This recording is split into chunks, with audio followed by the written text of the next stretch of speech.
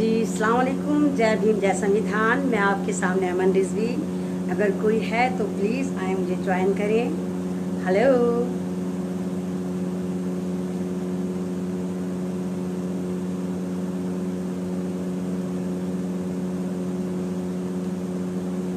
जी अस्सलाम वालेकुम, जय भीम जय संविधान। मैं आपके सामने अमन रिजवी।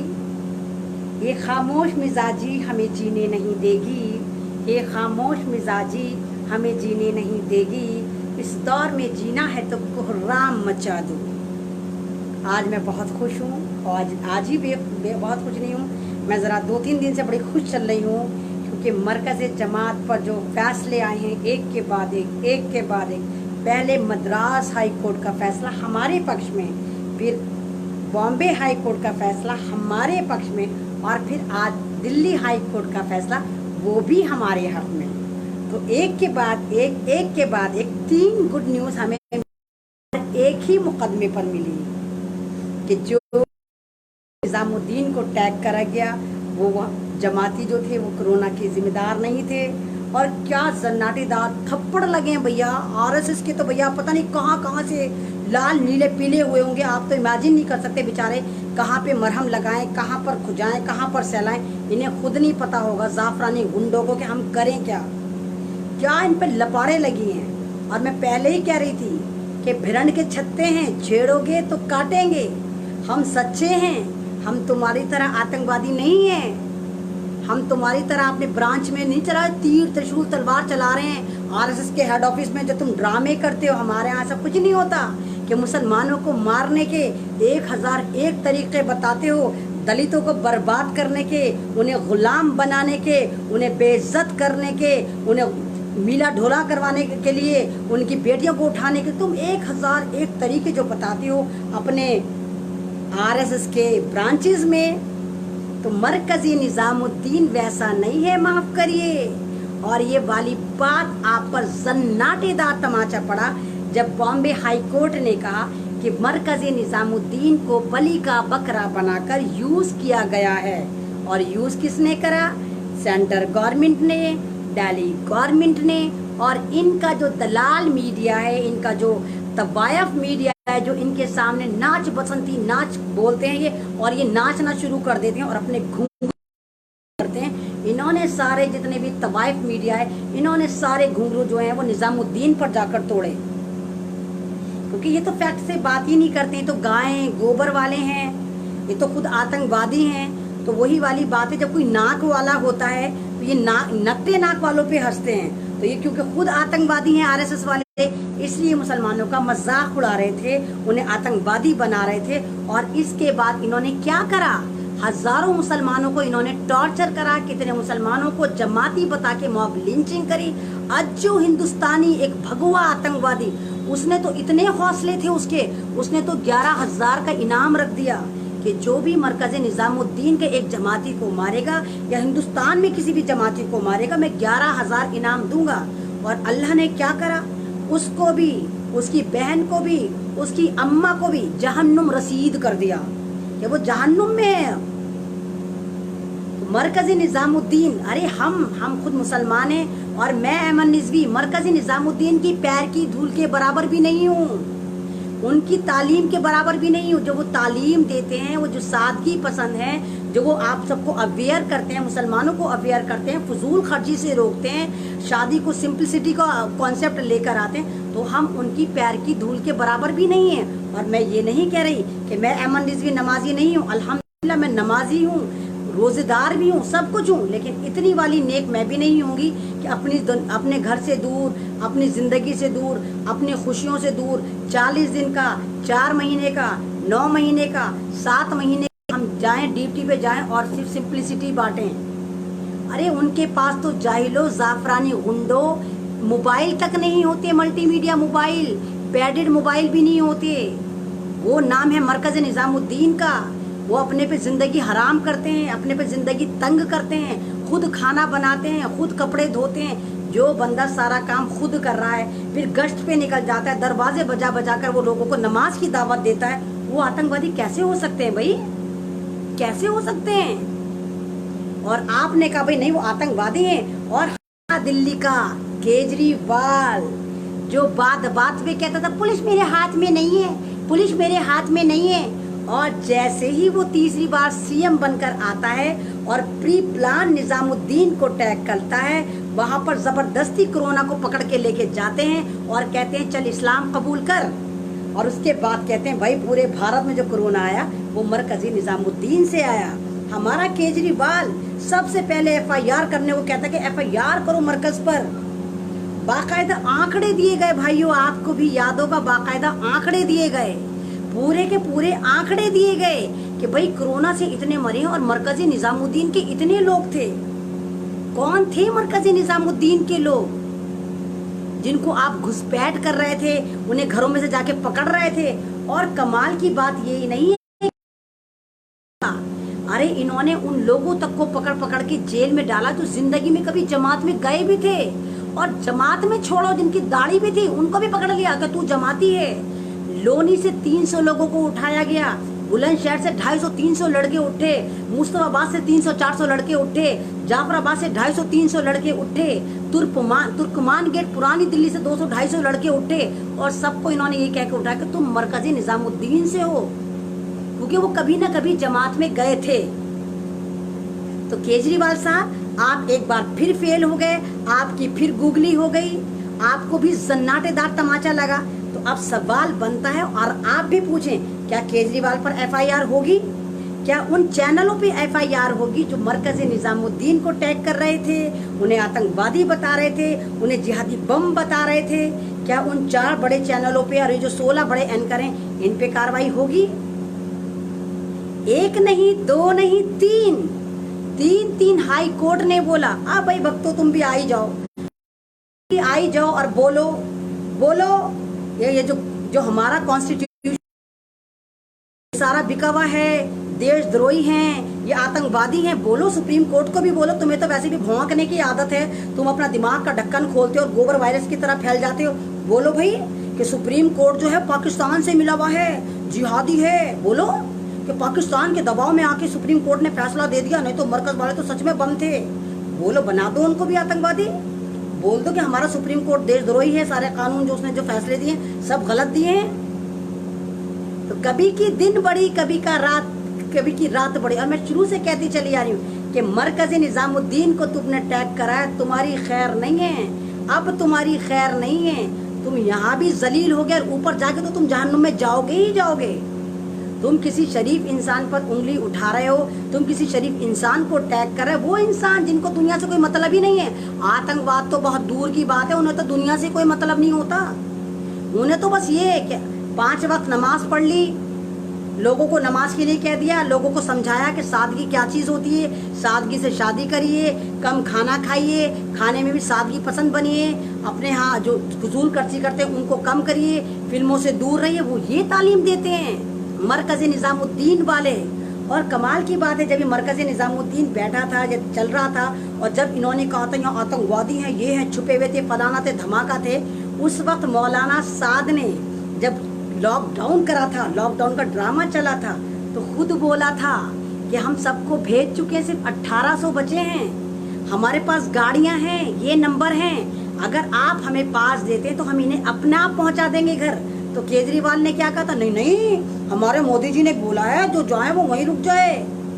फिर वो बेचारे कमिश्नर के पास गए, कमिश्नर ने भी किया, नहीं, हमारे मोदी जी ने बोला जो जाए वो वहीं रुक जाए।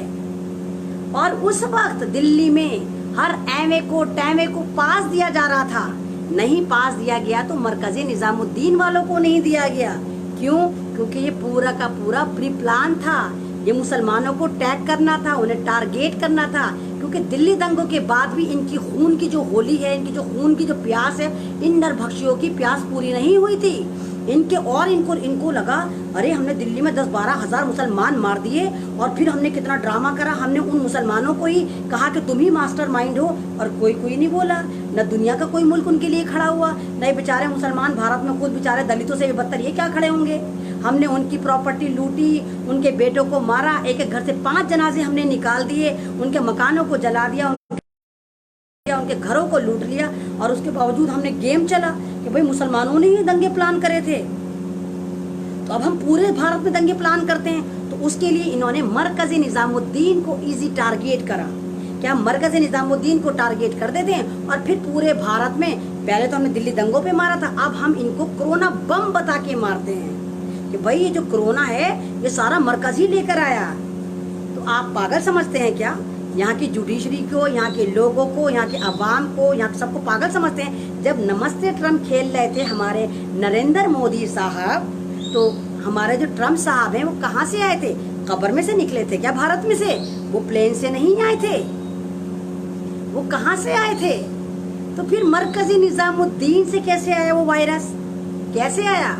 और जब तक वो वायरस चाइनीज था, पूरा भारत चल रहा था, खुल रहा था, मध्य प्रदेश में खरीदो फरोख्त चल रही थी और महाराष्ट्र में सरकार गिराने की साजिशें चल रही थी, इनकी यात्राएं चल रही थी, इनके टूर चल रहे थे, इनकी ब्रांड एम्बेसडर वो आराम से चुम्मी चाटियां करती फिर रही थी। लेकिन जब इन्होंने सोचा कि अगर हमने ये कह दिया कि वायरस चाइनीज है तो फिर चाइना तो हमें नहीं छोड़ेगा, और चाइना के यहाँ हमारी 70% जो हम चाइना ने हमारे अंदर लगा रखा है, इन्वेस्टमेंट कर रखा है, और हमारे जो ये सारे भगवा आतंकवादी कंपनियां हैं, अंबानी अदानी, इनकी कंपनियां चाइना में जाकर हैं। अगर हमने ये कह दिया कि ये वायरस चाइना से आया है तो चाइना तो हमारे से नाराज हो जाएगा। अब हम क्या करें? तो ये तो पागल तो है, मैंने कहा ना व्हाट्सएप एजेंडा पढ़कर आते हैं। तो इन्होंने, इनके आईटी सेल ने दिमाग लगाया, अब हम इस वायरस को जबरदस्ती निजामुद्दीन पकड़ कर लेके जाते हैं और कहते हैं चल बे मुसलमान हो जा। और इन्होंने वैसे ही करा, मरकज़ निजामुद्दीन लेकर गए, उस वायरस को इस्लाम कबूल करवाया। और भाई यकीन करिए, जिस दिन इन्होंने उस वायरस को, चाइनीज वायरस को इस्लाम कबूल करवाया, उसके बाद भारत में तो ऐसे हो गया, पटापट गिरने शुरू हो गए। बस कोरोना बस मरा, बस कोरोना बस मरा। और कहाँ मरा? सिर्फ अस्पतालों में मरा। कहाँ मरा? सिर्फ गवर्नमेंट हॉस्पिटल में मरा। कहाँ मरा? प्राइवेट हॉस्पिटल में मरा। कोई घर में नहीं मरा, कोई महल्लों में नहीं मरा, कोई सोसाइटी में नहीं मरा, कोई खानदान में नहीं मरा। जो भी अस्पताल जाता था वो मर जाता था। क्या? कोरोना। और सारे के सारे इन्होंने मुसलमानों को मारा। मारना बनता था क्यों भाई? कोरोना भी तो मुसलमान कर दिया था इन्होंने। अगर मुसलमान, कोरोना बम बना दिए इन्होंने बहुत हजारों की तादाद में इन्होंने भारत में कोरोना के नाम पे मुसलमानों को मारा। मारा तो मारा, एक गुनाह करा, उसके बाद गुनाह पे गुनाह ये करा, उनके पार्ट ऑफ बॉडी भी निकाल लिए, आंखें निकाल ली, दिल गुर्दे निकाल लिए, और उनको सेल करा। यानी आपदा में अफसर भी डबल, एक के साथ 4-5 फ्री वाली ऑफर लेकर आए। और ये बात मैं नहीं कह रही, ये वाली बात पूरा सोशल मीडिया कह रहा है, वीडियोस कह रही हैं, वो लोग कह रहे हैं जिन्होंने अपने लाल खोए हैं, अपने बेटे खोए हैं, अपने बाप खोए हैं, अपनी माएँ खोई हैं, अपनी बहनें खोई हैं। वो लोग कह रहे हैं हमारे साथ फ्रॉड हुआ। कोई पेट में दर्द में गया, इंजेक्शन ठोक के मार दिया, जी कोरोना। राहत इंदौरी साहब के बारे में मैंने बोला, राहत इंदौरी साहब को हार्ट की प्रॉब्लम थी, वो हार्ट अटैक से गए थे हॉस्पिटल में, और पता नहीं क्या कर अस्पताल में जाके उन्हें कौन सा इंजेक्शन देके मारा, उनका इंतकाल हो गया। और हमारे स्ट्रीम चैनल क्या कह रहे थे? राहत इंदौरी साहब का कोरोना में निधन। इवन रवीश कुमार ने भी यही न्यूज चलाई कि राहत इंदौरी कोरोना से मर गए। इतना लंबा गेम चलाया इन्होंने, मतलब मुसलमान कोई मरेगा तो कोरोना से मरेगा। मरता क्यों नहीं? क्योंकि मरकज से आया था कोरोना, मुसलमान था, तो अपना बंदा था तो अपनों को ही तो खाता, हमें ही तो खाता, इसलिए सारा कोरोना हमें हुआ। केजरीवाल को हुआ कोरोना, मरा नहीं? मरा क्योंकि केजरीवाल मुसलमान नहीं थे, जमाती भी नहीं थे। बेशक जमात के पास से गुजरे होंगे तो कोरोना हो गया, चढ़ा नहीं, मरे नहीं। अमित शाह को हुआ, अमित शाह भी नहीं मरा क्योंकि अमित शाह जमाती नहीं था। अमिताभ बच्चन को हुआ, अमिताभ बच्चन नहीं मरा। ज्योतिरादित्य सिंधिया को हुआ, उसकी अम्मा को हुआ, वो भी नहीं मरी। क्यों नहीं मरे? आपको सवाल बनता है, सोचना चाहिए था। ये सारे एक लॉजिक चले। और कमाल की बात, भारत के बहुत बड़े बड़े डॉक्टर, बहुत बड़ा षड्यंत्र चल रहा है। और मैं तो खैर 5 महीने से बोल रही वाली बात कि भारतीयों को कोरोना हो ही नहीं सकता, क्योंकि जिसके बाई बर्थ बीसीसी का टीका लगा हुआ होता है, यहाँ लगता है सबके बीसीसी का टीका, पैदा होते ही लगता है, और वो गरीब मुल्कों में लगता है, तीसरी दुनिया कहलाती है हमारा भारत भी, हमारे लगता है वो। तो जिनके वो टीका लगा हुआ होता है उस पर कोरोना वायरस इफेक्ट नहीं करता। मैंने ये नहीं कहा कोरोना वायरस नहीं है, मैंने कहा corona virus just like a नजला खांसी होगा कोरोना वायरस, लेकिन मामूली नजला खांसी, उससे कोई मरता नहीं है। जैसे नजले की वैक्सीनेशन नहीं होती, इन्फ्लुएंजा बीमारी की वैक्सीनेशन नहीं होती, मलेरिया की नहीं होती, डेंगू की नहीं होती, इसी तरह ना तो इसकी कोरोना वायरस की कभी वैक्सीनेशन आई थी ना आएगी। आपको बेवकूफ़ बेशक बनाएंगे ये। अभी अभी अभी मैंने आपको मैं पहले अवेयर करा रही हूँ, अभी ये वेव 2 भी लाएंगे, वेव 2 यानी लहर, दूसरी लहर, और बिल गेट्स बोल चुका है। और अब के ये इतना हॉरेबल मास्क लेकर आएंगे कि नाक मुंह के अलावा कान भी कवर करवाएंगे आपके। और आपको मालूम है मास्क लगाकर क्या होता है? मास्क लगाकर आपकी बॉडी के अंदर ऑक्सीजन कम हो जाता है। आप अपने दुश्मन खुद बने हुए हैं कि आप जब आपके अंदर ऑक्सीजन कम होगा तो आप क्या होगा, आपकी इम्यूनिटी कमजोर होगी और मेजरमेंट में आपको बुखार आएगा। आप हॉस्पिटल में जाएंगे या आपके इंजेक्शन लगाए, हम कहते हैं भैया लो एक और कोरोना। और कोरोना की मिथ मैंने आपको बताया था, WHO से $1500 मिल रहे हैं एक पेशेंट दिखाने के, और एक डेड बॉडी दिखाने के 20 लाख। इन्होंने सोचा 20 लाख तो मिल ही रहे हैं, चलो हम किडनी का काम भी कर लेते हैं, आंखों का काम भी कर लेते हैं, लीवर इम्प्लांट भी कर लेते हैं, किसी को हार्ट भी लगा देते हैं। तो इन्होंने इंसान के साथ खिलवाड़ करा, ये दरिंदगी पे उतर गए। यहाँ के डॉक्टर नरभक्षी बन गए और मारा तो मारा, उन डेड बॉडीज को मगरमच्छ के आगे डाल दिया गया। और ये मैं नहीं कह रही, देवेंद्र शर्मा नाम का एक डॉक्टर ने खुद कहा कि अब तक मैं 150 मुसलमानों को मार चुका हूँ कोरोना बताकर, और मैंने उनकी डेड बॉडी भी नहीं दी, मगरमच्छ के आगे डाल दी, और वो पकड़ा गया दिल्ली में। तो आपके साथ ये ड्रामा हुआ, वो तो अल्लाह का शुक्र है कि अब ये एक्सपोज होने शुरू हो गए। अभी आप देखिए दिल्ली में कितना ड्रामा चला था, कोरोना इतना, कोरोना उतना, कोरोना उतना। कहाँ है अब कोरोना? जैसे ही 15 अगस्त आती है कोरोना भी दिल्ली से छूमंतर हो जाता है। अमेरिका में कितना ड्रामा चला था, कहाँ गया अमेरिका से कोरोना? जैसे ही अमेरिका में वो ब्लैक अमेरिकन मरता है, 15 शहर में कर्फ्यू लगता है, 15 शहर वाले 20 दिन तक सड़कों पर तांडव करते हैं, तो कोरोना भी लंबी अगड़ाई लेके वहां से चला जाता है कि भाई चले जाओ यहाँ पे, अब तो पब्लिक सड़कों पर आ गई। तो यानी कोरोना जो सड़कों पर फिर रहा है। और यूपी का कोरोना कितना जबरदस्त है भाई, कितना जबरदस्त है। 5 दिन में वो इतना थक जाता है, मंडे, ट्यूसडे, वेडनेसडे और थर्सडे, फ्राइडे में, कि सैटरडे संडे में वो नींद की दवा खा के सोता है। और सब सोता है तो आपको कहते हैं अब तुम सो जाओ, सड़कों पर मत आना, क्योंकि मैं वहां सो रहा हूँ।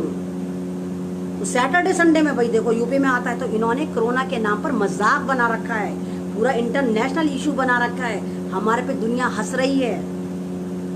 मास्क न लगाने पे कत्ल हो रहे थे, मास्क न लगाने पे ड्रामे हो रहे थे, वो अलग बात है। मास्क इन्होंने फ्री में नहीं बांटे। अच्छा हुआ कि आप अवेयर हो गए, अच्छा हुआ कि आपको समझ में आ गया, अच्छा हुआ अनीस भाई अस्सलाम वालेकुम, अच्छा हुआ कि आपको सब समझ में आ गया। आपने देखा कि इन्होंने हमारे साथ क्या स्कैंडल का। आज मैंने पीछे झाड़ने लगाई हैं, बेशक नजर नहीं आ रही।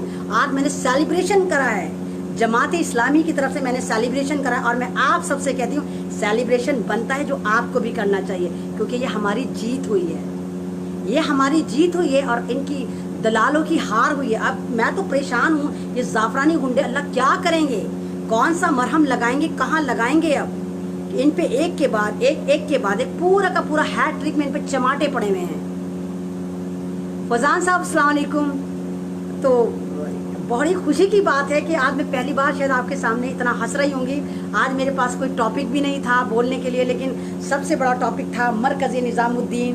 पहले मद्रास कोर्ट, फिर बॉम्बे कोर्ट, फिर दिल्ली हाई कोर्ट, एक के बाद एक आए। और अब आपकी जिम्मेदारी है कि आप इस स्ट्रीम मीडिया का बाइकॉट करेंगे, इसके खिलाफ कैंपेन चलाएंगे, आप इन आतंकवादी को हटा के फेंकेंगे जितने भी ये जिन्होंने नफरत बांटी। अरे भारत में नफरत आई कहाँ से? आप बताइए कहाँ से आई? क्या आप पहले लड़ते थे? कभी पता चला था कि कौन क्या है? कहाँ से पता चला आपको कि ये जिहादी है या आतंकवादी है, ये है, ये फलाना है, ये दबा का सारा का सारा नफरत है स्ट्रीम मीडिया ने आपके अंदर भरी। और आपने उसकी बात पे यकीन करा, आपने सर्कुलेट करा उस बीमारी को।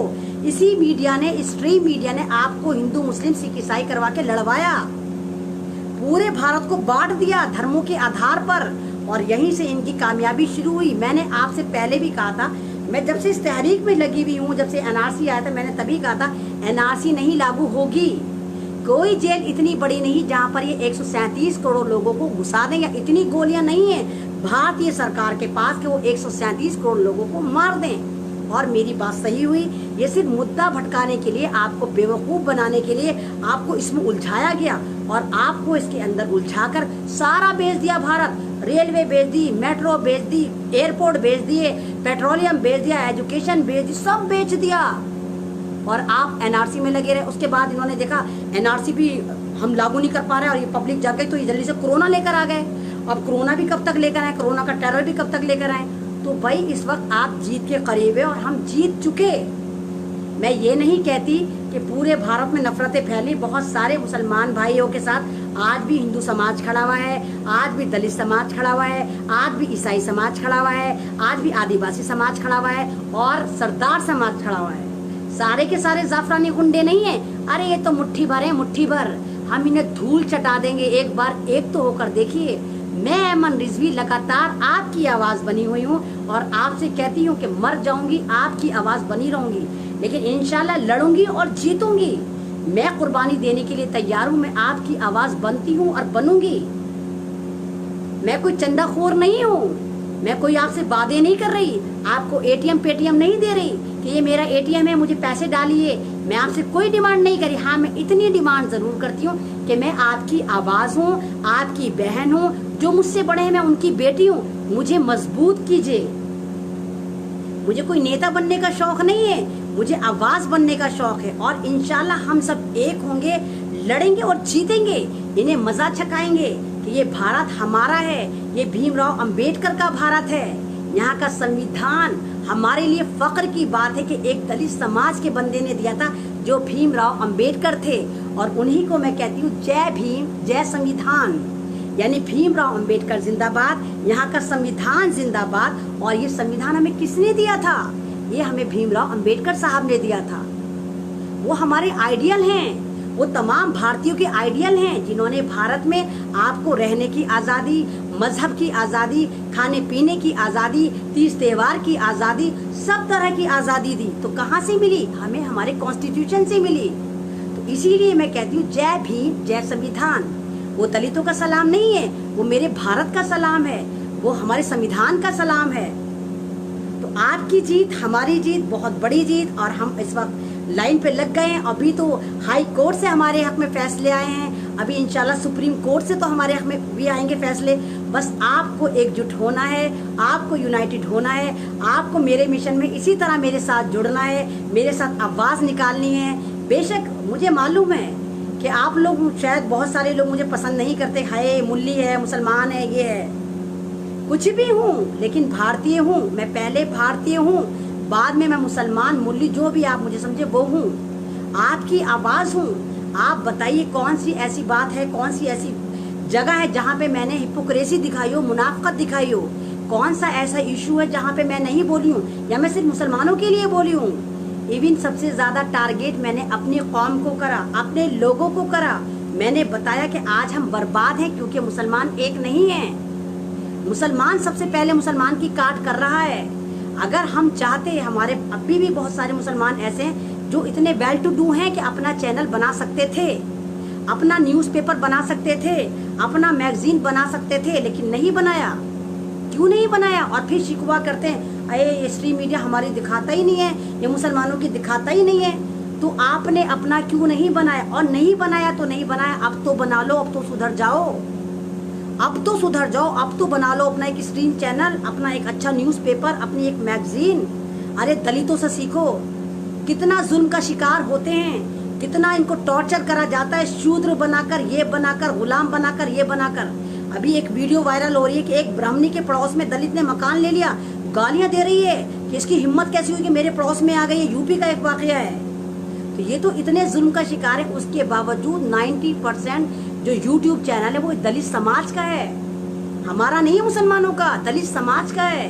तो हमसे लाख दर्जे अच्छे हैं कि ये अपनी कौम को लेकर साथ चल रहे हैं और ये हमारी भी बात करें। तो इस वक्त हमें ज़रूरत है कि हम दलितों के साथ हो जाएं, हम सरदारों के साथ हो जाएं, हम आदिवासियों के साथ हो जाएं और हम उन ओबीसी के साथ हो जाएं जो हमें सपोर्ट करना चाहते हैं, जो भारत की बात करते हैं, जो संविधान की बात करते हैं, जो इंसानियत की बात करते हैं। हम नरबख्शी नहीं हैं, हमें खून पीने की आदत नहीं है, हम इंसान हैं और इंसानों की बात करते हैं। तो मैं आपकी आवाज़ हूँ, आपको मुझे मजबूत करना होगा। और मैं वादा करती हूँ कि मैं एक भी, कोई ऐसा नहीं होगा कि मैं किसी के साथ नाइंसाफ़ी करूँ या किसी कौम को टारगेट करूँ, नहीं करूँगी। मैं हमेशा आपकी ऐसी ही आवाज़ बनी रहूँगी, आपको ऐसे ही सपोर्ट करती रहूँगी, आपको ऐसे अवगत कराती रहूँगी जितने इशू होंगे। आज भी बहुत सारे इशू हैं, लेकिन मैं नहीं चाहती कि आज जायका खराब करूं मैं अपना। हालांकि बिहार से भी इत्तला है कि दलित समाज के 7 लोगों को गोली मार दी उच्च कोटि के समाज ने। आज भी दलितों के साथ ये हो रहा है। तो कब तक जुल्म सहोगे, कब तक जुल्म सहोगे? अपनी हुकूमतें खुद बनाओ, अपना आप यूनाइटेड हो जाओ। 90 करोड़ लोग हैं हम, ओबीसी, मुसलमान, दलित समाज, सरदार जितने भी हैं सब। तो हम क्यों 90 करोड़ एक नहीं हो जाते? बहुत होते हैं 90 करोड़। बीजेपी मात्र 21-22 करोड़ पर हुकूमत बनाकर बैठी है और कहती है हम बहुमत से आए हैं। 21 करोड़ में ये बहुमत से आए हैं। तो हम क्यों 90 करोड़ एक नहीं हो जाते? क्यों हम दूसरों की तरफ देखते हैं? तो सारे के सारे जो हमें आप देखिए कि कितने मौलाना को बदनाम करा गया, मौलाना साहब पे गेम करा गया, उन पे गेम करा गया, फिर गुलाम सरवर को टैग कर दिया गया। भैया अगर जब देखा मौलाना साहब के पीछे नहीं है तो गुलाम सरवर साहब के पीछे पड़ गए। गुलाम सरवर भी सोशल एक्टिविस्ट हैं, आप उन्हें जानते होंगे कि उन पे जी न्यूज ने ऑपरेशन वायरस चला दिया कि ये कोरोना वायरस को प्रमोट कर रहा है, ये जमातियों से मिलता है, ये मरकज निजामुद्दीन के साथ है। कौन है गुलाम सरवर? आपकी आवाज थे गुलाम सरवर, लगातार आपकी आवाज बने हुए थे, डिबेट में जाते थे, इधर जाते थे, विद फैक्ट बात करते थे। 78 घंटे तक जी न्यूज ने उनको पूरा का पूरा स्टिंग ऑपरेशन करा और क्या करा, लास्ट में टाई टाई फिश मुंह की खाई। तो ये सारा ड्रामा चल रहा है, आपको इनको मजा चखाना होगा। और आज मैं बड़ी खुश हूँ कि आज इनको ये जितने दल्ले पिल्ले हैं, जाफरानी गुंडे, आज इनको नींद कैसे आएगी? इनका तो बहुत जबरदस्त इन पे जन्नाटेदार तमाचा पड़ा है। आज तो ये सोच रहे होंगे क्या हम ये कहें कि सुप्रीम कोर्ट पाकिस्तान का है, सुप्रीम कोर्ट जिहादी है, इसने पाकिस्तान के प्रेशर में आके दबाव में फैसला दिया। क्या बोलेंगे अब ये दल्ले पिल्ले? इनके पास क्या है? तो हमें अपने कानून पर कल भी भरोसा था, हमें संविधान पर भरोसा है, हमें अपने संविधान पे भरोसा है कि हम थोड़ी देर से ही सही लेकिन हम जीतेंगे, हम जीतेंगे और हम जीतने की कगार पे हैं। तो बिहार में इलेक्शन है, इनको मजा चखाइए। यूपी में आने वाला इलेक्शन है, इनको मजा चखाइए, क्योंकि यूपी के जो प्रधानमंत्री समझते हैं, जिन्होंने पूरे यूपी के लोगों को गुलाम बना रखा है, दलितों की मॉब लिंचिंग, मुसलमानों की मॉब लिंचिंग, ये जमीन कब्जा, वो जमीन कब्जा, इसका बिजनेस खत्म, उसका बिजनेस खत्म। तो वहां पे भी मजे चखाइए कि आप प्रधानमंत्री नहीं हैं, योगी साहब आप सीएम हैं और आपको गद्दी पे हमने बिठाया था। और बंगाल में भी इलेक्शन है, वहां भी इन्हें मजा चखाइए, क्योंकि वहां तो मैं ये नहीं कह रही बीजेपी की है, लेकिन पूरी की पूरी इनकी तैयारी है कि बंगाल में भी ये झपट्टा मार कर ले। जैसे महाराष्ट्र में ये खरीदो फरोख्त कर रहे हैं, गिराने की कोशिश कर रहे हैं। छुपी ढकी छुपी बात तो आपसे भी नहीं है। अभी आपने देखा राजस्थान में इन्होंने कैसा ड्रामा करा, इसको खरीद 35 करोड़ ऑफर करे थे भाई, 35 करोड़। पायलट को ले लिया, पायलट को पता नहीं कौन सा ख्वाब दिखा दिया कि हम तुझे प्रधानमंत्री बना देंगे। वो पायलट वो इनके फेवर में आ गया, इनके साथ आ गया। बाद में लौट के बुद्धू घर को आए, फिर वो कांग्रेस में गए, जब उन्हें पता चला कि सिर्फ ये जो बीजेपी है वो सिर्फ प्याज काटती है, बेवकूफ बनाती, करती कुछ नहीं है। तो आप मजा इनको चखाइए। और दूसरी बात, ये हुकूमत हम चुनते हैं, हम आप चुनते हैं। हम 137 करोड़ लोग जब पार्लियामेंट में नहीं आ सकते थे, तब हमने इनको एमएलएस को, अपने एमपीज को, अपने काउंसलर को चुना था। ये हमारे नौकर हैं, हम इनके नौकर नहीं हैं, ये हमारे आका नहीं है। जिस तरह हमने इनको बिठाया था, इस तरह हम इन्हें खींच के बाहर लेकर आएंगे। और आपको इसके लिए तैयारी करनी होगी, आपको साजिशों को देखना होगा कि आपके ऊपर कैसे साजिश चल रही है, किस तरह आपको स्टडी करनी होगी। आप बिल्कुल इस गोदी मीडिया का बाइकआउट करके इंटरनेशनल मीडिया को देखिए। और जो टीवी डिबेट चल रही है, जैसे आपने देखा मीडिया मॉब लिंचिंग, इसको मैंने नाम रखा है मीडिया मॉब लिंचिंग। जैसे आपने भी देखा कि किस तरह जन्माष्टमी के दिन राजीव त्यागी को मॉब लिंचिंग कर कर मार दिया संबित पात्रा ने। पूरा स्क्रिप्टेड था, सारा कत्ल का तैयार थे स्क्रिप्ट। किस तरह उनको जयचंद बोला था, जयचंद जयचंद जयचंद। मैंने आपको बताया था कि जयचंद कौन था। जयचंद भारत के इतिहास का सबसे बड़ा गद्दार था, जिसने पृथ्वीराज चौहान का साम्राज्य गिरा दिया था अपनी गद्दारी से। और ये हमारा गोबर पात्रा उफ गौर से पात्रा, राजीव त्यागी जो कांग्रेस के बहुत बड़े स्पोकमैन थे, उनको जयचंद बोल रहा था। और कोई मीडिया वाला कुछ नहीं कह रहा था, आराम से बैठे थे। और उनके तिलक पे इशू कि भाई जन्माष्टमी है अगर तिलक लगा लिया तो क्या तिलक पे बीजेपी वालों का कॉपीराइट है? अब मजहब पे भी इन्हीं का कॉपीराइट है। पहले उनके तिलक को टैग करा, फिर जयचंद जयचंद बोला गया। और ये स्ट्रीम मीडिया जितना है, इतना चालाक है, ये क्या करता है, ये जब कोई दूसरा आता है तो आवाज कम कर देते हैं, जब बीजेपी का कोई होता है तो आवाज तेज कर देते हैं। और उनकी हालत खराब होनी शुरू हो गई राजीव त्यागी की स्टूडियो में ही। लेकिन ये गोबर पात्रा उर्फ गॉड से पात्रा लगातार जयचंद जयचंद कहता रहा। और स्टूडियो से जाते ही आधा घंटे बाद संजीव त्यागी का इंतकाल हो गया और वो अपनी बीवी से यही कह के मरे कि मुझे संबित पात्रा ने और इस मीडिया ने। तो क्या कार्रवाई हुई? क्या ये दंगल राज रुका? क्या ये कुश्ती कबड्डी रुकी जो स्ट्रीम मीडिया पे चल रही है? पूरा का पूरा जो ये भिंडी बाजार चल रहा है, पूरा मछली बाजार चल रहा है, पूरा ये आतंकवाद चल रहा है, क्या ये रुका? तो इस पर कार्रवाई होनी चाहिए और आपको कार्रवाई करनी चाहिए। आपको FIR लॉन्च करनी चाहिए कि स्ट्रीम मीडिया जो दिखा रहा है ये बंद होने चाहिए। जगह जगह से इन पे FIR लॉन्च होनी चाहिए। हमारी दुनिया में बेइज्जती हो रही है, लोग हंस रहे हैं कि ये भारत का स्ट्रीम मीडिया है जहाँ पर तेरी माँ की, तेरी बहन की, तेरी फलाना की, तेरी धमाका की गालियां दी जा रही हैं और गिलास तोड़े जा रहे हैं। भैया गिलास फेंक फेंक के मार रहे हैं, एक दूसरे पे ऐसे लड़ते हैं कि जैसे दंगल चल रहा है, जैसे कुश्ती कबड्डी चल रही है। तो किस तरह का मीडिया है ये? किस तरह की डिबेट है? कभी डिबेट देखी है? ख्वाबों में भी देखी है डिबेट? इंटरनेशनल डिबेट जाकर देखो।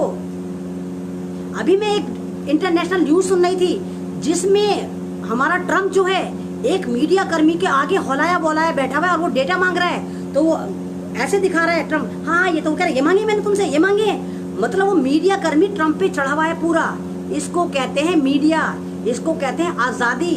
मैं पहले ही कह रही हूँ ये हमारे नौकर हैं, हम इनके नौकर नहीं हैं। जब हम 137 करोड़ लोग पार्लियामेंट में नहीं आ सकते थे तो हमने अपने रहनुमा चुनकर भेजे थे अपने इलाकों से, अपने स्टेट से। और इन्होंने क्या करा, ये हमें बेच के खा गए, हमें बेच के खा गए और हमारे भगवान बन गए, हमारे जमीनी खुदा बन गए। तो माफ कीजिए, आप ना हमारे भगवान है ना आप हमारे जमीनी खुदा हैं। हमने जिस तरह आपको भेजा था हम उसी तरह आपको खदेड़ देंगे, उसी तरह आपको घसीट लाएंगे और दौड़ा दौड़ा के मारेंगे आपको। कभी तो आप निकलेंगे ना उस कभी, क्योंकि सारा रौब तो गद्दी का होता है, सारा रौब हुकूमत का होता है। अच्छे अच्छे धुरंधर, अच्छे अच्छे सिकंदर हमने मरते देखे, कभी कोई पावर में नहीं रहा। पावर का नशा बहुत बुरा होता है, लेकिन जब पावर हाथ से जाती है तो धोबी का कुत्ता घर का ना घाट का हो जाता है। तो हम भी उसी दिन के इंतजार में हैं जब तुम सारे के सारे धोबी के कुत्ते बनोगे। ना तुम घर के होंगे ना तुम घाट के होंगे, तुम्हें दौड़ा दौड़ा के मारा जाएगा और तुम्हें जनता मारेगी, क्योंकि जनता कुछ भी नहीं भूली है। जनता को याद है वो लॉकडाउन जिसमें वो चल चल के मरी थी, जूते तक नहीं दिए थे हमारी गवर्नमेंट ने, खाना तो बहुत दूर की बात है, पानी का पाउच तक नहीं दिया था 2 रुपए का। प्लास्टिक की पन्नियां बांध बांध के जा रहे थे, रास्ते में बच्चे मर रहे थे, डेड बॉडीज ऐसे डाल डाल के लेके जा रहे थे। कुछ भी नहीं भूला जाएगा, सब याद रखा जाएगा और सबका हिसाब आप लेंगे। कुछ भी मत भूलना, अगर भूलने लगो तो वीडियो दोबारा रिमाइंड करो, उन वीडियोस को देखो। तुम किस तरह मरे थे, किस तरह तुम्हें निकाला गया था। प्रवासी मजदूर, हम प्रवासी क्यों होते हैं? पूरा भारत हमारा है। हम दिल्ली में रहें, चाहे यूपी में रहें, चाहे बिहार में रहें, चाहे बंगाल में रहें, पूरा यूपी पूरा भारत हमारा है। हम प्रवासी मजदूर नहीं थे। हमें आपने मारा, हमें यहाँ की गलत पॉलिसी ने मारा, हमें यहाँ की हुकूमत ने मारा, हमें यहाँ की स्टेट ने मारा, हमारी किसी ने मदद नहीं करी थी। हजारों लोग मरे थे। बाद में ट्रेनें चलाई, ट्रेनों का भी इंजाम आपको पता होगा कि हिंदुस्तान के इतिहास में नहीं, दुनिया के इतिहास में आज तक कोई ऐसी ट्रेन थी ही नहीं कि कभी ट्रैक भूल गई हो। इन्होंने ट्रेनें चलाई और 40 ट्रेनें ट्रैक भूल गई, जहां पर एक दिन का सफर था 15 दिन में पहुंची, क्योंकि इनको मजदूरों को मारना था, हर तरह से मारना था। ट्रेन में बिठा के मारा गया, ट्रेन में पानी नहीं, टॉयलेट तक में पानी नहीं, ट्रेन में खाना नहीं बटा, बच्चे भूखे मरे ट्रेन में भी, कई सौ ट्रेन में मरे। अगर उससे पहले ट्रैक पे चल रहे थे, ट्रैक पे कि शायद हमारा स्टेशन आ जाए, ट्रैक पे चल रहे थे, तो ट्रैक पे वैसे तो ट्रेन चल नहीं रही थी, वैसे ट्रेन चला दी और ट्रैक पे भी कई सौ लोग मरे। वैसे सड़क पे ट्रैफिक नहीं चल रहा था और इन मजदूरों को उड़ाने के लिए ट्रकों को छोड़ा गया कि जाओ इन मजदूरों को उड़ा दो। तो सब याद रखा जाएगा, कुछ भी नहीं भूला जाएगा। सब याद रखिए और इनको मजा चखाइए, क्योंकि हम जनता हैं। जनता सब जानती है हमारी पावर है। हम इनको लेकर गए थे, हमने इन्हें पार्लियामेंट में बिठाया था, हमने इनको प्रधानमंत्री बनाया था, हमने इनको MLA बनाया था, हमने इनको MP बनाया था। ये हमने पद आपको दिया था, जो पद हमने आपको दिया था, अगर आप इसके साथ जस्टिफाई नहीं करेंगे तो हम वो पद आपसे छीन लेंगे, उखाड़ फेंकेंगे आपको, क्योंकि जनता की पावर है ये। कितने घोटाले करेंगे, कितनी ईवीएम में घोटाले करेंगे, कितनी हुकूमतें खरीदेंगे। और मैं आपसे कहती हूँ, जैसे देखा आपने मध्य प्रदेश की हुकूमत खरीद रहे थे भाई, राजस्थान की खरीद रहे थे, महाराष्ट्र की खरीद रहे थे, तो क्या वजह है? तो दिल्ली के केजरीवाल ही कहता था कि भाई बीजेपी सरकार मेरी दुश्मन है, तो क्या वजह है जो केजरीवाल की हुकूमत गिरी नहीं, इसको खरीदने की कोशिश नहीं करी गई? कुछ तो वजह होगी। यानी साफ था कि केजरीवाल, मैंने आपको 2 महीने पहले अवगत कराना शुरू कर दिया था इलेक्शन से पहले कि केजरीवाल आरएसएस का है। बेशक बिजली फ्री करी होगी, बेशक पानी फ्री करा होगा, लेकिन ये आरएसएस का है। और जब ये तुम्हारे पे मारेगा, हमला करेगा, तब तुम याद करोगे कि अहमद रिजवी ने कुछ बोला था। और मेरी बात अगली दफा में सच हो गई। जब इनकी हुकूमत आई तो इन्होंने कहा बिजली फ्री, पानी फ्री, जाओ मुसलमानों का खून भी फ्री। दिल्ली में 3 दिन मुसलमानों का खून फ्री कर दिया। 23 नवंबर से लेकर 27 नवंबर तक मुसलमान यहाँ कटता रहा, सेंटर में कटता रहा। पुलिस खामोश, प्रशासन खामोश, सीएम खामोश, हमारा प्रधानमंत्री खामोश, हमारा प्रेसिडेंट खामोश। ये राजधानी में, किसी मुल्क की कैपिटल में, माफ कीजिए, ऐसे नहीं होता। ये सब प्री प्लान था। एम्बुलेंस में जा रहे थे पेशेंट, तो पुलिस वाले उन्हें मार रहे थे, गोलियों में डंडे घुसा रहे थे ताकि वो एम्बुलेंस में ही मर जाए। पट्टियां उखाड़ उखाड़ कर देख रहे थे। सरकारी अस्पताल में डेड बॉडीज भरी हुई थी और आंकड़ा क्या था? 50 मरे थे, 30 मरे थे। अरे कमबख्तो, सोशल मीडिया पे आज भी जाकर देखो, फेसबुक पे जाकर देखो, कई सौ तो उसमें ही हैं, 7-7 लाशें पड़ी हुई हैं। पुलिस वाले डायरेक्ट गोलियां मार रहे थे और तुम बात करते हो 100-150 की। तो ये सारा का सारा षड्यंत्र था, सारा का सारा गेम था, सारे के सारे ड्रामे थे जो आपके साथ करे गए। आपको बेवकूफ बनाया गया, आपके साथ डर की राजनीति करी गई और अब भी आपके साथ डर की राजनीति करी जा रही है। आपको बेवकूफ बनाया जा रहा है। आपको हिंदू बना के, मुसलमान बना के, गाय पे, गोबर पर, इस पे, मंदिर पे, मस्जिद पर लड़वाया जा रहा है ताकि आप आपस में लड़े मरे। और ये जितने उच्च कोटि के लोग हैं, आरएसएस वाले हैं, ये सारी मलाई खा जाएं और आपके लिए सिर्फ गुलामी की जंजीरें छोड़ दें। तो आपको समझना होगा, आपको यूनाइटेड होना पड़ेगा, आपको एकजुट होना पड़ेगा, क्योंकि मैं अहमद रिजवी एक आवाज हूँ, एक लहर हूँ, एक सोच हूँ, एक इनकलाब हूँ, एक जुनून हूँ, एक क्रांति हूँ। मैं कोई पॉलिटिशियन नहीं हूँ, मैं कोई पार्टी नहीं हूँ, अभी तक मेरी कोई एनजीओ भी नहीं। हाँ, इन फ्यूचर अगर आप लोग मुझे सपोर्ट करते हैं तो इंशाल्लाह मैं एक एनजीओ भी रजिस्टर करवाऊंगी, एक वेबसाइट भी रजिस्टर करवाऊंगी, अगर आप लोग मुझे सपोर्ट करते हैं तो। नहीं तो जैसे काम चल रहा है वैसे ही सही, मैं फेसबुक पे आऊंगी, लाइव होंगी, आपको बताऊंगी, इंटरव्यूज होंगी, कोई बात नहीं। 10-11 साल की जिंदगी जितनी भी मेरे पास है, मैं आपको ऐसे ही अवगत कराती रहूंगी। लेकिन मैं पॉलिटिशियन लीडर नहीं हूँ, मैं आपको सोचों को जगाने आती हूँ, आपको बताने आती हूँ, आपको अवगत कराने आती हूँ। मैं आपकी बेटी बहन हूँ, आपकी दोस्त हूँ। और सारी बातें, 90% बातें मेरी फैक्ट सही होते हैं जो मैं आपको बताती हूँ। मैं हवा में तीर नहीं मारती। माफ कीजिए, मैं आरएसएस नहीं हूँ कि यूं कहूं भाई गोबर पे हाथ फेरिए तो बीपी सही हो जाएगा, मूत्र पीजिए कोरोना भाग जाएगा, तालियां बजाइए कोरोना चला जाएगा, मोमबत्तियां जलाइए कोरोना चला जाएगा। मैंने आपसे एक भी ऐसा कोई वादा नहीं करा, एक भी आपको ऐसा कोई नारा नहीं दिया कि भाइयों मोमबत्ती जलाओ, थालियां बजाओ, कोरोना चला जाएगा। और जो बेचारा सबसे ज्यादा थालियां पीट रहा था, सबसे ज्यादा मोमबत्तियां जला रहा था और डाबर च्यवनप्राश खा रहा था, अमिताभ बच्चन, वही कोरोना को भुना रहा था अस्पताल में जाकर कि मुझे कोरोना हो गया। डाबर च्यवनप्राश की भी ऐसी की तैसी कर दी उसने कि अब कोई डाबर च्यवनप्राश भी नहीं खाएगा कि भाई तू तो च्यवनप्राश का ऐड कर रहा था और च्यवनप्राश तो एनर्जी बूस्ट करता है और जिसकी एनर्जी बूस्ट होती है उसको कोरोना नहीं होता। तो फिर ठरके अमिताभ बच्चन को कोरोना कैसे हुआ? तू तो च्यवनप्राश का ऐड भी कर रहा था, तूने तो थालियां भी बजाई थी, तूने तो मोमबत्तियां भी जलाई थी, तो तुझे कोरोना कैसे हुआ था? तो मैं उनमें से नहीं हूँ कि मैं आपको आऊँ, आपको उल्टी सीधी बातें करूँ, आपको एटीएम दूँ, आपको अपना अकाउंट नंबर दूँ कि भाई मेरा पेटीएम ये है करो। क्योंकि मैंने अभी करा क्या है, मैं लोकल विजिट करती हूँ, मैंने अभी स्टेटों में विजिट नहीं करी। हाँ, मैं राजस्थान गई थी, हाँ मैं यूपी गई थी, जब एनआरसी थी उस वक्त गई थी मैं, और अपने बिहाफ पर गई थी। लेकिन इस वक्त अगर आप मुझे मजबूत करेंगे तो मैं आपकी आवाज़ बन के हर उस स्टेट में आऊँगी जहाँ आप मुझे बुलाएंगे, आपको पूरा अवगत कराऊंगी, आपको बताऊंगी सारे इशू, सब बताऊंगी, गाँवों में विजिट करूंगी, आपको छोटे छोटे कारोबार के बारे में बताऊंगी कि किस तरह हम छोटे छोटे कारोबार कर सकते हैं भारत में। हम किसान जो मर रहे हैं खुदकुशी करके, कितने कितने मेरे ख्याल से 200-250 किसान रोजाना खुदकुशी करके मर जाते हैं। तो हम क्यों अपना सामान दूसरों को भेजें? हम क्यों छोटे छोटे लघु उद्योग न लगाएं? हम अचार खुद क्यों ना बनाएं? हम क्यों टॉप्स वालों से कहेंगे टॉप्स का अचार बिक रहा है, कैच का अचार बिक रहा है, स्पाइस का अचार बिक रहा है, वो अचार गाँव वाले खुद क्यों ना बनाएं? पापड़ खुद क्यों ना बनाएं? पॉपकॉर्न खुद क्यों ना बनाएं? लहसुन अदरक का जो पेस्ट मिलता है जरा जरा सा, सारी कंपनियां फायदा उठा, वो खुद क्यों ना बनाएं? तो ये छोटे छोटे लघु उद्योग, छोटे छोटे जो यूनिट हैं आपको गांव में लगानी होगी। और इसी तरह फिर हम सोने की चिड़िया बनेंगे। बहुत सारे 1001 आइडियाज मेरे पास हैं जो इंशाल्लाह मैं चाहती हूँ कि आए, एक्टिव हों। मैं बातें नहीं करती, मैं प्रैक्टिकली भी बात करती हूँ। तो उसके लिए आपको मुझे मजबूत करना होगा, उसके लिए आपको मुझे सपोर्ट करना होगा। उसके लिए क्योंकि मैं वैसे कह रही हूँ कि मैं सबसे ज़्यादा इसलिए टैग हो रही हूँ। और देखिए आप मुझे, मैं मतलब ये नहीं कि मैं इल्ज़ाम लगा रही हूँ, फेसबुक पे कम से कम 5-6 हज़ार मुसलमानों के फेसबुक पेज होंगे। किसी एक पेज पे कोई बता देगा जो मुझे चलाता हो, मेरी वीडियो लगाता हो। नहीं लगाते, दूसरे सोशल एक्टिविस्ट की लगा के कहते हैं हम सेकुलर हैं। तो आप तो मुझे इतना भी सपोर्ट नहीं करते कि मुझे अपने फेसबुक पेज पे ही जगह दे दें। तो आप मुझे सपोर्ट कहाँ करेंगे? कहाँ करेंगे आप मुझे सपोर्ट? तो इस तरह नहीं होता। कोई भी नेता आके पूरे भारत में छड़ी घुमा के हालात सही नहीं करता। हर करप्शन को अपने घर से दूर करना पड़ता है, अपने महल्ले से दूर करना पड़ता है, अपने इलाके से दूर करना पड़ता है, अपनी सोसाइटी से दूर करना पड़ता है, तब जाके पूरा का पूरा मुल्क स्वच्छ होता है। मैं ये नहीं कहती मैं आऊंगी या नरेंद्र मोदी आएंगे पूरे भारत को सही कर देंगे, कोई नहीं करेगा।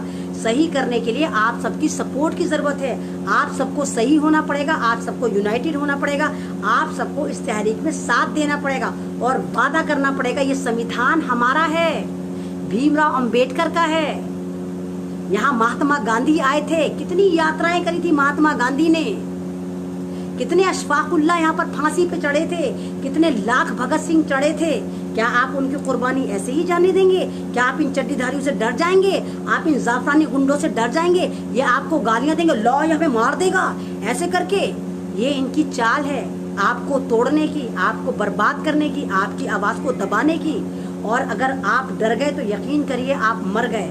और मैं कहती हूँ डर के आगे जीत है, डर के आगे जीत है। डर को छोड़ दीजिए।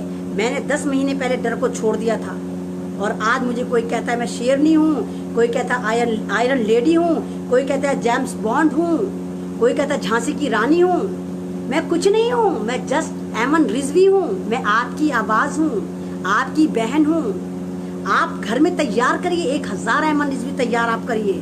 अगर ये एमन रिजवी मरती है, कुर्बान होती है, तो हमारा मिशन अधूरा नहीं रहना चाहिए।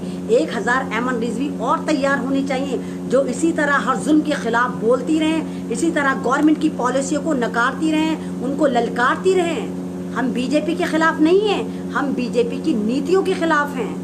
वो नीतियां जो हमारे खिलाफ षड्यंत्र रच रही है, हम उसके खिलाफ है। ये संविधान को बदल रही है, ये संविधान को चेंज कर रही है, ये संविधान को फाड़ रही है, ये भीमराव अंबेडकर की तौहीन कर रही है, ये महात्मा गांधी की तौहीन कर रही है, ये भारत को बर्बाद कर रही है। हम उन नीतियों के खिलाफ हैं और ये सब आपको समझना होगा, मुझे सपोर्ट करना होगा। और इसी के साथ मैं अपनी बात को ख़त्म करूंगी। अगर मेरी आपको वीडियो अच्छी लगती है, मेरा लाइव अच्छा लगता है, तो उसको ज़्यादा से ज़्यादा शेयर करें और मेरी आवाज़ को एक पहचान दें और मेरे साथ जुड़ें आप। मैं अगर आप मेरे साथ जुड़ेंगे, मुझे सपोर्ट करेंगे, तो मैं आपके बीच में हर जगह आऊँगी, हर स्टेट में आऊँगी, हर महल्ले में आऊँगी, हर गांव में आऊँगी। क्योंकि एमन रिजवी ने अपना आप को कुर्बान कर दिया भारत के लिए, आपके लिए। मैं आपकी बेटी, आपकी बहन, आपकी आवाज़ हूँ। मुझे कुछ नहीं चाहिए, मुझे वही प्यारा वाला भारत चाहिए जिसके लिए मेरे दादा परदादा ने कुर्बानी दी थी और लाखों लोग कुर्बान हुए थे। कितने दिल्ली के पेड़, पूरे भारत के पेड़ हैं, पुराने पेड़ हैं जो गवाही देते हैं कि यहाँ पर फ्रीडम फाइटर लटके थे। ये सावरकर का भारत नहीं है, ये गॉडसे का भारत नहीं है, ये आपका भारत है, ये हमारा भारत है। यहाँ हमारा संविधान चलता है। तो जागो दलितों, जागो, जागो मुसलमानों, जागो, जागो ईसाइयों, जागो, जागो सरदारों, जागो, जागो आदिवासियों, जागो और एक हो जाओ। संविधान बचाने निकले हैं, आओ हमारे साथ चलो। मैं इसी के साथ आपसे अलविदा लूंगी। जय भीम, जय संविधान। और लास्ट में मैं यही कहूंगी, सभी का खून शामिल है यहाँ की मिट्टी में, सभी का खून शामिल है यहाँ की मिट्टी में, किसी के बाप का हिंदुस्तान नहीं है। तो इनकी अम्मा जहेज में नहीं लाई थी आरएसएस वालों की, ये हमारा हिंदुस्तान है, इसको सेव करिए, अपनी बहन को मजबूत करिए। अल्लाह हाफिज़, शुक्रिया।